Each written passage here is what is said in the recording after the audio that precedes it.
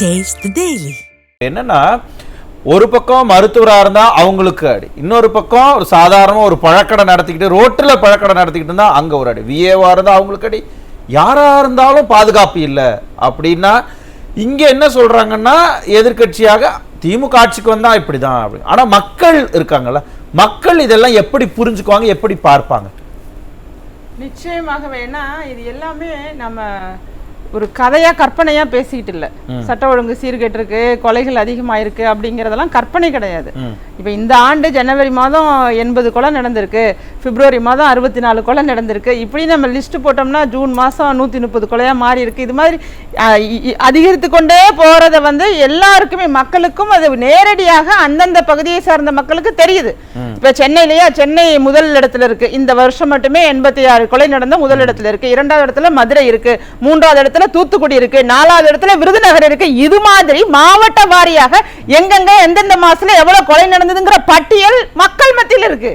இது மக்களுக்கு பார்க்காம இல்ல, அந்த பகுதியில் ஒவ்வொரு கொலை நடக்கும் போதும் ஒரு அதிர்ச்சி, ஆஹா எப்ப நம்ம உயிருக்கு ஆபத்து வந்துருமோங்கிற ஒரு அதிர்ச்சியை உருவாக்கிட்டு இருக்கு இந்த திமுக ஆட்சி. அப்படிங்கிறது உயிருக்கு பயந்த நிலையில மக்கள் நடமாடிட்டு இருக்காங்கிறது தான். இவ்வளவு பாதுகாப்பு உள்ள ஒரு ஹாஸ்பிட்டல்ல கேமரா எல்லாம் பொருத்தப்பட்டிருக்க ஒரு மருத்துவமனைக்குள்ள, ஒரு அரசு மருத்துவமனைக்குள்ள ஆயுதத்தை எடுத்துக்கிட்டு எப்படி ஒருவர் உள்ள போக முடியும்? இதத்தான் அதிமுகவை சேர்ந்த முன்னாள் அமைச்சர் திரு ஜெயக்குமார் அவர்களும் கேட்கிறார். நீங்க மருத்துவத்துறை உங்களுக்கு விதிமுறைகள் விதிச்சிருக்கு, சட்டம் இருக்கு, இதெல்லாம் இருக்கும் போது நீங்க இதன் அடிப்படையில செயல்படாம நீங்க எப்படி ஒரு ஆயுதம் வச்சிருக்க ஆள உள்ள விட்டீங்க ஹாஸ்பிட்டலுக்குள்ள? ஒரு நார்மல் செக் பண்ணணும்ல, ஒரு சினிமா தியேட்டர்ல செக் பண்றாங்கல்ல தியேட்டருக்குள்ள போகும்போது, அது மாதிரி ஒரு கூட்டமாக உள்ள எல்லாம் எல்லா இடத்துலயுமே என்ன வச்சிருக்காங்கன்னு செக் பண்ணி தானே அனுப்புறாங்க. ஏன் அது மருத்துவமனை அதெல்லாம் இங்க எங்கேயுமே இல்லையே? நீங்க சொல்றதே ரொம்ப ஆச்சரியமா இருக்கே. இல்ல அதுதான், இவர்களுக்கு மக்களை பற்றிய அக்கறை இருந்துச்சுன்னா இதெல்லாம் நடக்கும். இப்ப பெண் மருத்துவர்கள் பலர் பேட்டி கொடுத்திருக்காங்க, மருத்துவர்கள் பலர் பேட்டி கொடுக்குறாங்க. அவங்க எல்லாம் என்ன சொல்றாங்கன்னா, நாங்க இங்க பணிபுரியறதுக்கே பயமா இருக்கு, எங்களுக்கு லைட் வசதி இல்ல, இங்க கேமரா வசதி இல்ல, இங்க நாங்க அச்சத்தோட இருக்கோம். கொல்கத்தால ஒரு சம்பவம் நடந்துட்டு, ஆனா எங்க பகுதியிலும் சம்பவம் நடக்குது, ஆனா அதை வெளியில கொண்டு வர மாட்டாங்க, நிறைய சம்பவங்கள் மறைக்கப்படுது. இதுதான் மருத்துவர்களோட பொதுவான கருத்தா இருக்கு. மருத்துவர்கள் உண்மையிலேயே ரொம்ப மிகவும் மோசமான ஒரு மனநிலைக்கு தள்ளப்பட்டுட்டாங்க. ஏன், என்ன மாதிரியான காலி பணியிடங்கள் இருக்கு? இன்னைக்கு 24 மணி நேரம் நடக்கக்கூடிய விபத்து சிகிச்சை பார்க்குற இடமா இருக்கட்டும், மகப்பேரா இருக்கட்டும், இது மாதிரி இந்த இடத்துல எல்லாமே ஒரே ஒரு மருத்துவர் இருக்கக்கூடிய ஒரு நிலை இருக்கு. அப்ப அவர்களால எப்படி செயல்பட முடியும்? அவர்களும் மனுஷன் தானே, அவர்களும் என்ன கடவுள் தான், கண்டிப்பா ஒரு உயிரை காப்பாற்றுறவங்க கடவுள் தான். இருந்தாலும் அந்த பவர் அப்படிங்கிறது ஒரு மனிதனால எவ்வளவு பேஷண்ட்டை பார்க்க முடியும், எவ்வளவு நேரத்துக்குள்ள எவ்வளவு பேருக்கு பதில் சொல்ல முடியும்? இங்க நோயாளிகளையும் நோயாளிகளை சார்ந்தவர்களும் என்ன விருப்பப்படுறாங்கன்னா, விளக்கமாக சொல்லணும்னு விருப்பப்படுறாங்க.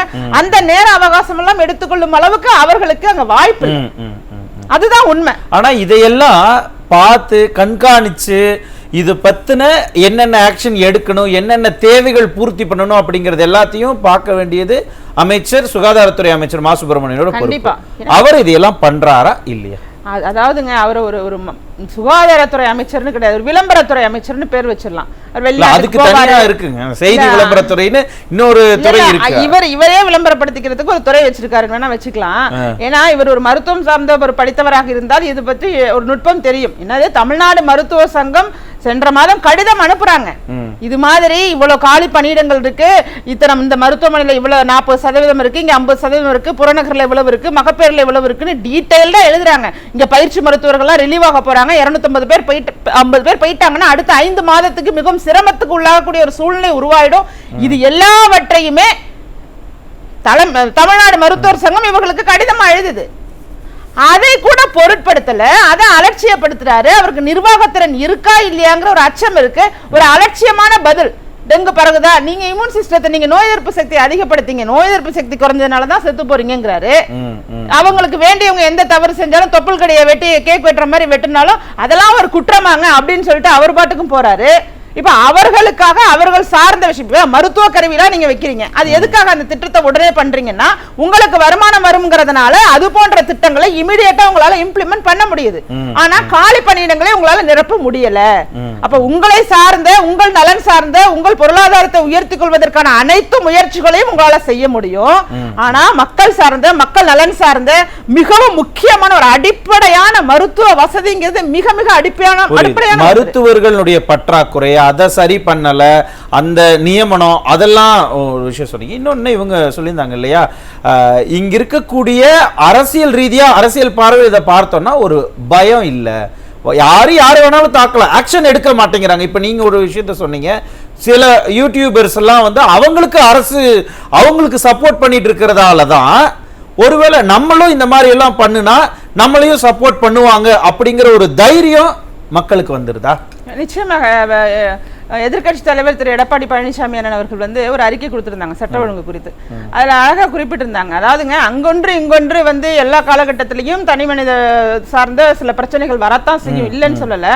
ஆனா கொலையையே தொழிலாக கொண்டு செய்யக்கூடிய ஒரு நிலைனா அது திமுக ஆட்சியில தான் இருக்கு. அம்மா நீங்க ரொம்ப அதிகமா பேசுறீங்க. எங்க ஆட்சியில தான், திமுக ஆட்சியில தான் அதிகமா கொலை நடக்குதுன்னா இது என்ன நியாயம்? எல்லா ஆட்சியிலும் தான் நடக்குது, எல்லா ஆட்சியிலும் தான் நடக்குது. சும்மா இருங்க. 7 நாள்ல இல்ல 7 நாள்ல 15 கொலை, 30 நாள்ல 40 கொலை. இதுக்கு முன்னாடி இல்லையா? எல்லாத்தையும் கூட்டி கணக்கு பாருங்க. அந்த 10 ஆண்டு காலத்துல அதுல ஒரு 5 எதிர்கட்சி தலைவருடைய அறிக்கையில குறிப்பிடப்பட்டிருந்த வாசகத்தை சொல்லும் போது உங்களுக்கு இவ்வளவு கோபம் இருந்ததுன்னா அது எவ்வளவு உண்மைங்கிறது மக்கள் புரிஞ்சுக்குவாங்க. உண்மையாகவே மக்கள் புரிஞ்சுக்குவாங்க. ஏன்னா ஒவ்வொரு துறை வாரியாகவும் விளக்கமாக இன்னைக்கு ஆட்சியில் இருக்கிற முதல்வரை விட அதிக அளவுல மக்கள் மேல பற்றோட எதிர்கட்சி செயல்பட்டு கொண்டிருக்குங்க. அந்த அறிக்கையை சொல்லணும்ல, அது கேப்பாரற்று போயிடுவீங்கல்ல. இப்ப நாங்க கேள்வி கேட்கிறோம்ல, நாங்க எதிரா இருக்கிறதுனால உங்கள்ட்ட கேள்வி கேட்கிறோம். அந்த கேள்விக்கு உங்களால விடை தெரியல, அதற்கு எதோ பேசி மக்களை குழப்பலான்னு பாக்குறீங்க. இல்ல ராஷி, இப்ப மருத்துவத்துறையில மட்டும்தான் இந்த சிக்கல்கள் இருக்கா? வேற எங்கேயும் இந்த மாதிரியான சிக்கல்கள் எது இருக்கு? ஒட்டுமொத்தமாக எல்லா துறையிலுமே இருக்கு. எல்லா துறையிலுமே இருக்கிறது தான் நம்ம இந்த நிர்வாகத்தோட. எந்த அரசு ஊழியர்களுக்குமே பாதுகாப்பு இல்லை, எந்த அரசு ஊழியர்களுக்கும் பாதுகாப்பு இல்ல.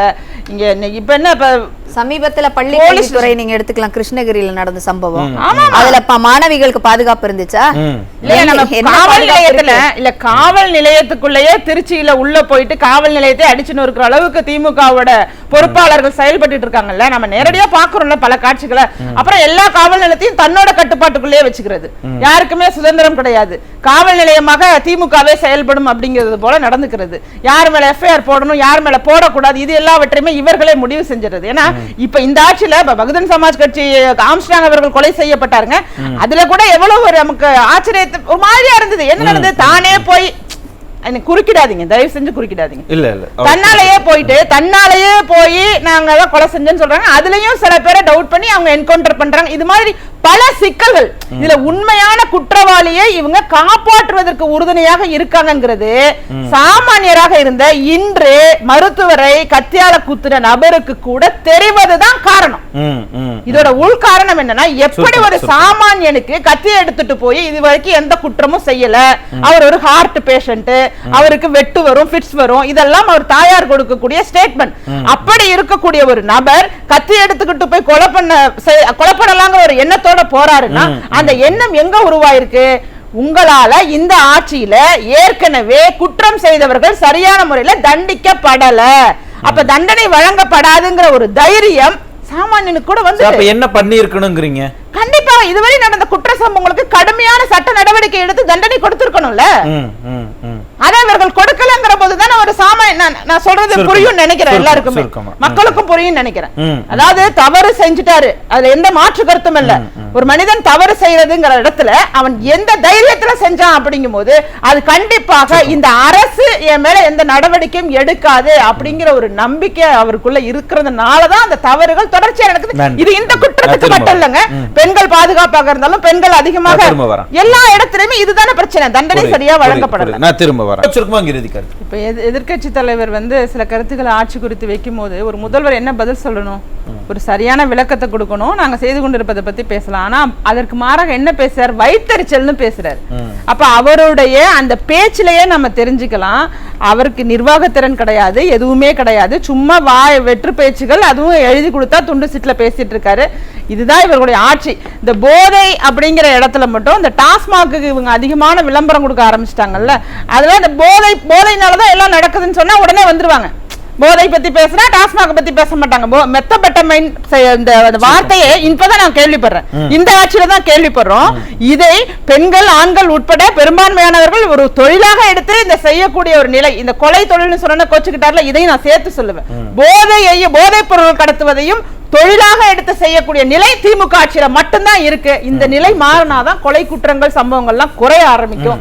தயவு செய்து மக்களை நோக்கி சிந்தியுங்கள், மக்களுக்காக ஆட்சி நடத்துங்க, உங்களுக்காக ஆட்சி நடத்தாதீங்க. உங்களை சார்ந்தவர்கள் வளர்ச்சிக்காக இல்லாம மக்களை நோக்கி நீங்க ஆட்சியை நடத்தி மருத்துவர்களுக்கு மட்டும் இல்லாம எல்லாருக்குமே ஒரு பாதுகாப்பு தேவைப்படுது இந்த ஆட்சியில. எல்லாருக்குமே ஒரு அச்ச மனநிலையில இருக்கக்கூடிய மக்களுக்கு ஒரு தைரியத்தை கொடுங்க, பாதுகாப்பு. துறைவாரியாக சொன்னீங்க, நிகழ்ச்சியினுடைய துறைவாரியாக சொன்னீங்க, கல்வியில பின்தங்கிய மாநிலமா தமிழகம் போயிட்டு இருக்கு. 27 நன்றி. பாதுகாப்பை உறுதி செய்வாங்களா அப்படிங்கறத பொறுத்திருந்து பார்க்கலாம்.